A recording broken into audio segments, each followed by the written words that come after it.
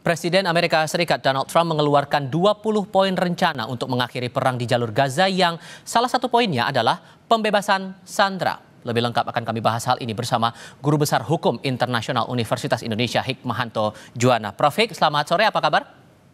Selamat sore, baik, kabar baik. Terima kasih sudah bergabung bersama kami. Dorongan poin ini dikeluarkan oleh Amerika Serikat yang sampai dengan saat ini belum menyatakan sikap atas kedaulatan Palestina. Bahkan terakhir yang kita ingat di dalam UNGA waktu itu. Ini hal baru atau justru ada hal lain yang perlu kita perhatikan di sini?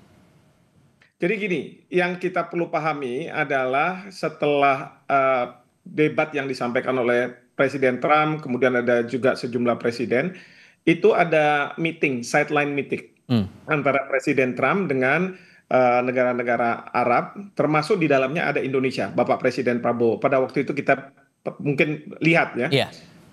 Di situ pada waktu Presiden Trump memuji Bapak Presiden Prabowo terkait dengan pidatonya. Nah, dalam konteks pembicaraan di situ sebenarnya beliau-beliau membahas tentang poin-poin yang bisa disepakati antara negara-negara Arab, Palestina, lalu kemudian juga dari pihak Israel.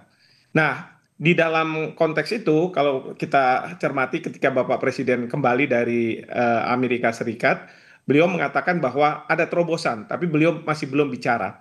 Nah, dalam konteks terobosan itulah sebenarnya ini yang hari kemarin ini Presiden Trump bertemu dengan Perdana Menteri Netanyahu untuk membahas tentang proposal yang sudah dibahas dengan negara-negara Timur Tengah dengan termasuk Indonesia untuk disampaikan kepada Perdana Menteri Netanyahu. Dan dalam proposal itu memang serangan akan dihentikan dengan catatan Hamas akan menyerahkan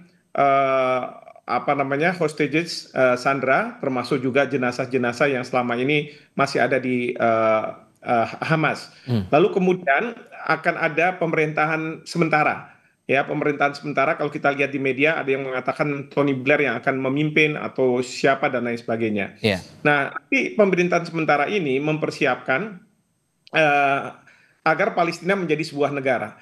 Nah, dalam konteks Palestina menjadi sebuah negara, nanti pemerintahan sementara ini akan yang memanage Palestina, lalu kemudian membuka bantuan dan lain sebagainya, dan kemudian juga melakukan rekonstruksi, di mana rekonstruksi itu nanti biayanya akan didanai oleh negara-negara Timur Tengah. Baik. Untuk membangun kembali Palestina di Gaza. Tapi kalau mencermati poin ke-9, Gaza akan diperintah di bawah pemerintahan transisi sementara dalam sebuah komite Palestina yang diketuai dipimpin langsung oleh Presiden Amerika Serikat Donald Trump. Anda membaca salah satu poin itu dan dari keseluruhan poin itu, ini menguntungkan Palestina? Menurut saya tidak ya. Seharusnya yang memimpin pemerintahan sementara itu harusnya orang yang netral ya. Saya nggak tahu apakah sudah didisclose nama Presiden Trump yang akan memimpin, karena dalam berita yang beredar itu nama Tony Blair. Tapi kalau menurut saya juga Tony Blair ini kan ada trauma juga bagi negara Timur Tengah, karena masalah Palestina ini kan bermula dari Inggris, Menteri Luar Negerinya yang memungkinkan orang-orang Yahudi di Eropa untuk membangun negara Israel. Nah, saya sih mengusulkan kalau bisa sih ada tokoh-tokoh dari Indonesia ya, seperti Pak JK yang memimpin pemerintahan transisi ini.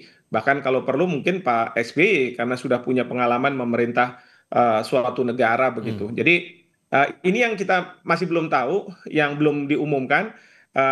Tapi saya yakin setelah pertemuan antara Presiden Amerika Serikat dengan Perdana Menteri Netanyahu ini akan disampaikan.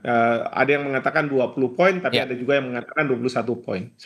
Sehingga singkatnya Prof, kalau Anda melihat ini masih belum sepenuhnya menguntungkan Palestina, maka kedepannya harus mempertimbangkan apa lagi selain masalah keketuaan pemerintahan transisi itu agar dua-duanya diuntungkan nih, terutama Palestina yang sampai saat ini masih banyak korban berjatuhan.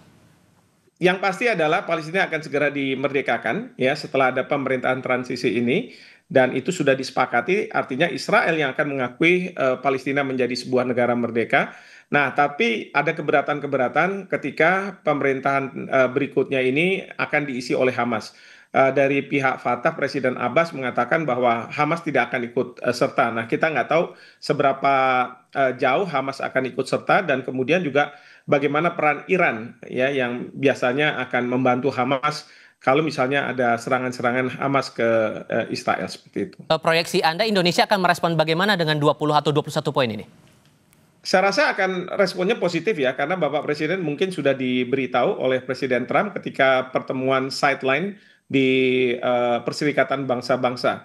Dan seperti Bapak Presiden sampaikan bahwa kita menunggu adanya terobosan ya. Bahkan kalau saya lihat dari pidato Bapak Presiden ada indikasi memang Palestina akan segera dimerdekakan, meskipun beliau memberikan catatan bahwa Indonesia akan mengakui Israel sebagai sebuah negara kalau Israel mengakui Palestina menjadi negara, dan kemudian masalah keamanan sudah disampaikan akan menjadi jaminan dari masyarakat internasional, di mana Indonesia kalau ada peacekeeping operation oleh PBB nanti kita akan terbang sampai 20.000 pasukan seperti itu. Baik, Prof. Hikmahanto Juwana, terima kasih sudah berbagi perspektif bersama kami. Selamat sore, Prof.